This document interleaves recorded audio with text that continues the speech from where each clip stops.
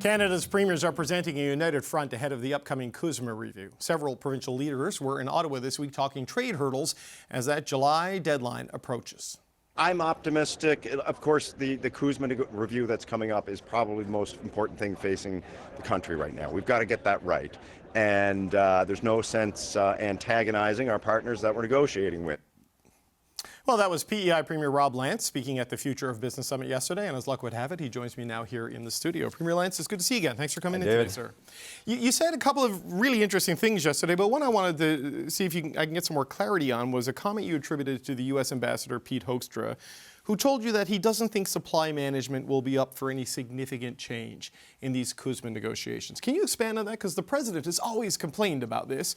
What should we draw from what the ambassador told you? Well, the ambassador is not a trade negotiator, and we were having a casual conversation, and I would just suggest that's probably his opinion, that he doesn't foresee anything significant happening to our supply management arrangement. And he made a point that many of us make, that's that there is a quota for U.S. dairy producers that they don't actually meet. So that was encouraging to me. But I know there's lots of hard work happening under the surface, and it's an important issue for Prince Edward Island. I was just happy to have that conversation and hear his take on things. Okay, so we should interpret this more as Ambassador Hoekstra's opinion or suspicion, not necessarily a declaration the president has abandoned his goal for greater dairy access. I think that would be accurate, yeah. Okay, all right. Well, no, that's helpful because, you know, every utterance in this administration is mined for meaning, and it often does change with some frequency.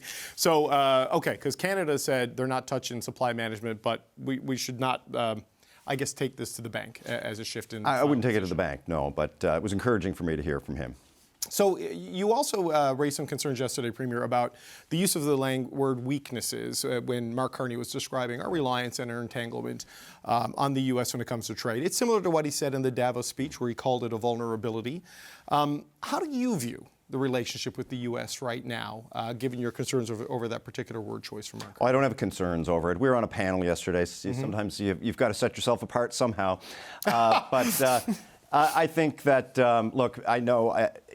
when I said that, I followed it up with full support for the approach that the Prime Minister's taking. I have a lot of confidence in how he's leading right now in building up our economy here nationally and reaching abroad for new trade relationships. Of course, that has to happen. I think that my point was we're going to have a strong relationship going forward with the United States regardless. I've been on trade missions to the U.S. I've seen the importance to delegates that I travel with, the business relationships in the United States. This isn't an either-or situation. It's not we have a strong trading relationship with the United States or the rest of the world. I think it's both. It's the United States and the rest of the world. And we're having lots of success. I'm seeing people in different sectors in Prince Edward Island taking advantage of the support we're providing them for expanding and diversifying their trade relationships. They are having success. So these are all good things. And I think the CUSMA review is just extremely important. And I know that, at the Chamber event yesterday, they're very optimistic and hopeful, I guess is the word, that we'll land with something that's very similar to what we have now with the United States. Yeah, look, I wasn't asking about those comments to try to create some fake division between you and the Prime Minister, but, people can disagree on language, word choice, and see things broadly the same way. And correct me if I'm wrong, Premier, but PEI is actually seeing maybe an increase in some of its exports to the United States throughout all of this, which is counterintuitive, right? So how do you see the relationship evolving, though, with them, given all this disruption? You're right. We despite all the headwinds, we've continued to grow our exports to the United States. It's a hugely important market for us. Our manufacturing shipments are up significantly, I think leading the country. Average weekly wages are up. There are lots of nuggets of good news in Prince Edward Island. Our economy has been on a roll since 2019, since our government took over. We've led the country in private sector GDP and jobs growth in the country. So there are good things, but there are a lot of people struggling as well. And we've built a strong export economy. So continuing that, having access to that, the greatest consumer market in the world right next door is very important to us as it is to the rest of the country. Yeah, all those positive economic indicators aside, there's a pretty rough budget recently. The fiscal indicators for the government is challenging, presumably because of the disruption, the knock-on effects, inflationary pressures. I think it was maybe the largest or one of the largest deficits in the province's history as a share of your economy. I mean, how concerned are you about what this disruption is doing to your fiscal track and, quite frankly, the fiscal track of your peers around the Premier's table nationally, because it's a pretty grim picture in most budgets right now? It is tough fiscal times right across the country. I'm watching our other provinces, and look, it's a reflection of the post-COVID period and that period of very high inflationary pressure, and a lot of programs, in fact, that we've entered into with the federal government to address affordability issues like $10 a day daycare. It's hugely expensive for the provinces. There's a cost, yeah. But there is also a benefit. And look, we've gone through a period of growth in Prince Edward Island, population growth. Our programs are trying to keep up with that expanding economy, expanding population. We're making investments. We're trying to protect the services, programs and services that Islanders rely on. And we're making historic investments in capital infrastructure to accommodate that growth as well, in schools and hospitals and highways and roads. It's necessary, but it is concerning that we spent a long time poring over our budget and what that looks like in successive years and how we bend that curve back towards something more reasonable. But I know that all of the provinces are facing the same pressures, and obviously it's something structural in this country. Yeah. Well, look, another challenge, and just as a final point, Premier, the CUSMA review process with the appointment of the advisory council, the video message from the Prime Minister.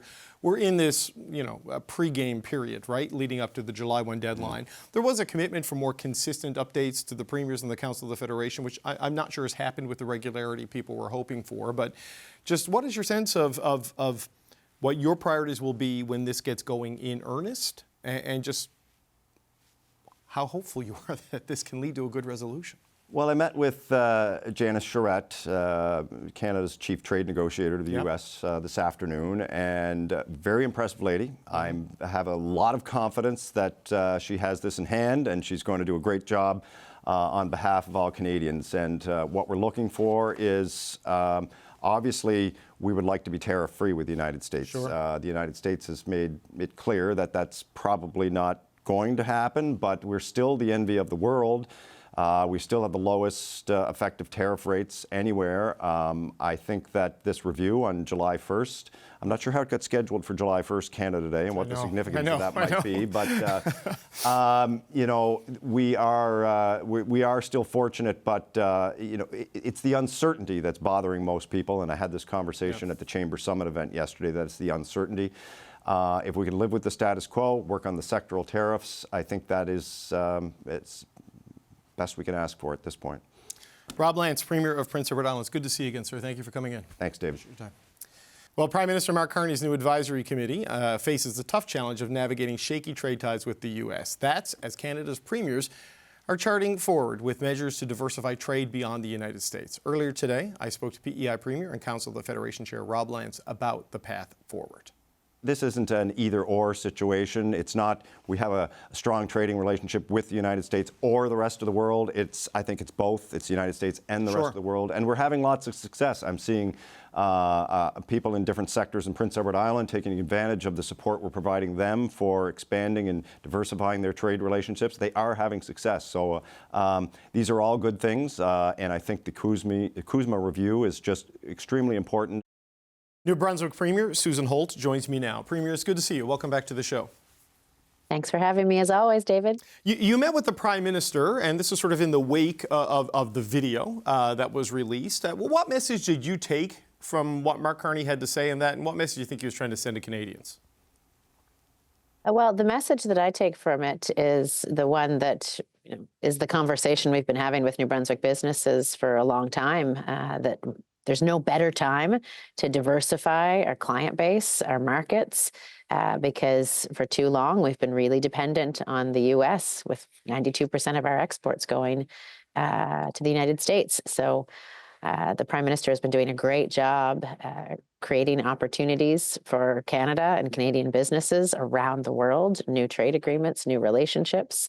And there's never been a better time for New Brunswick businesses to take advantage of our port infrastructure and of the demand for our world-class fish and food and minerals and products that can be enjoyed around the world. There was some, not upset, but exception taken by your friend and neighbor and colleague, Premier Rob Lantz of Prince Edward Island, with the Prime Minister describing the ties to the United States as weaknesses that must be corrected. What do you make of that choice of word? Are you as uncomfortable with that as Premier Lantz? Well, I think it's a fair assessment. I mean, any business knows that if you have one client that makes up 92% of your revenues, that's a vulnerable position to be in. And it's a good thing to have your business spread out among multiple clients that weather different seasons, so that maybe when one's in good times or another one's in bad times, and it can keep your business more stable and predictable. And for a long time, we have been dependent, maybe, or vulnerable to the U.S. It's something that we've seen in New Brunswick now over the last 18 months.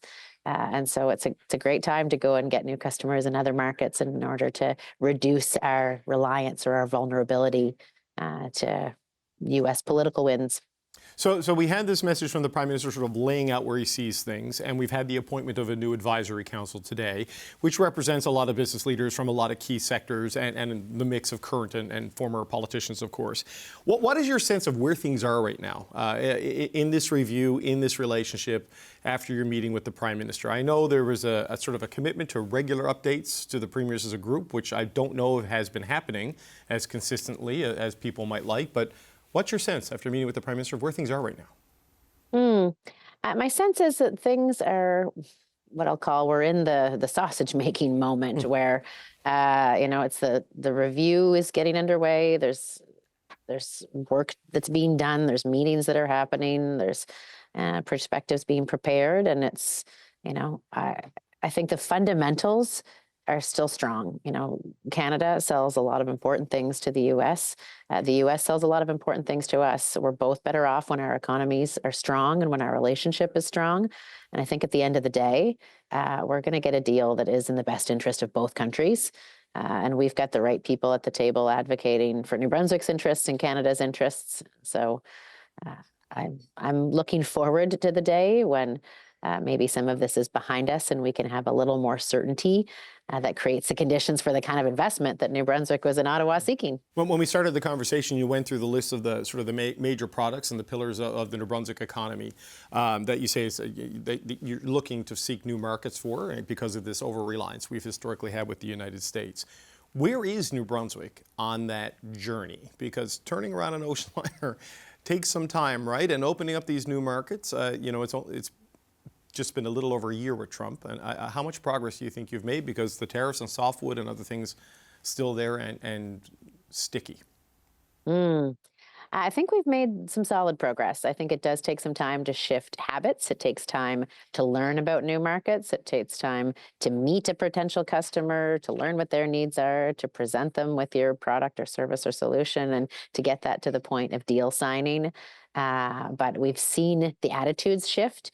And we're very fortunate to have assets like the Port of St. John, the Port of Beldoon, these deep water year-round ports that have been growing significantly, who are reaching markets in Europe and Africa and South America. And so the infrastructure is there. We now have wharfside cold storage at the Port of St. John. That means that the cold chain stays intact for the incredible food that we grow in New Brunswick to make it to customers even further afield.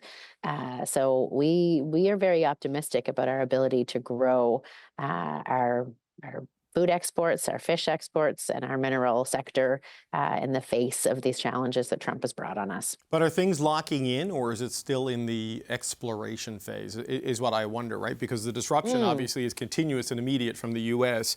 The alternative markets, are they there yet? Have you found the traction you need to get some revenue there? Yeah, I think things are locking in. One of the reasons that I was in Brussels and in France with both our ports as well as companies like Cook, aquaculture, was because there are businesses interested in making deals with us. Cook, they got into the aquaculture business in Newfoundland and Labrador for a bit, if I remember correctly. So I know they're a big player. So, but I mean, how much is it able to offset the disruption from the Americans at this stage, do you think? Well, that's a great question, right? When you see businesses that are facing 45% tariffs, Yeah. or maybe that they've lost 30% of their customer base, I was just visiting a business in New Brunswick that sells most of their large manufactured steel hydraulic products to the U.S. And so you don't turn those around on a dime. But countries all around the world want to do more business with Canada. We've got trade agreements that have been signed up in multiple countries, new trade agreements that we're going to take advantage of. And so those first meetings are happening, the second meetings are happening, and so a lot of people are putting a lot of work into making sure New Brunswick businesses can come out of this more resilient, with a more diverse customer base that'll protect us from whatever the future may hold. Okay, so just as a final point, there's doing business with the rest of the world, and then there's the goal to do business with each other more internally. And I know you and Premier Simpson and Premier Ford and Premier Lantz were talking about interprovincial trade barriers, and this is still a conversation, but it's easy to say we want to get rid of them all. It's hard to actually do it. So I just wonder, is it too complicated?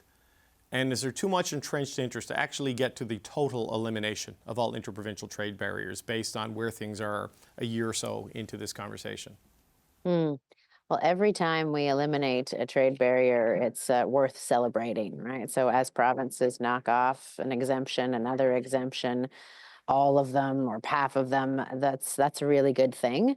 And so I think we've made impressive progress that way. I mean, the team around internal trade that our Premier R.J. Simpson had been chairing, they finally signed a deal on transportation and trucking. And so the fact that we've got agreement on such a critical sector that has an impact on many other sectors, it's now moving into the put it in action phase. We've got some legislation, some regulations to change to make it happen. There is progress there. Will we get to 100%? I don't know. I mean, I didn't often get 100% in school, and but I think every point that we add on, if it's 80%, if it's 90%, I think the progress is in the right direction, and it's significant. Susan Holt, Premier of New Brunswick, I know you're traveling back home. Thank you for making time for us today in the middle of your journey. Thank you so much. Thank you, David.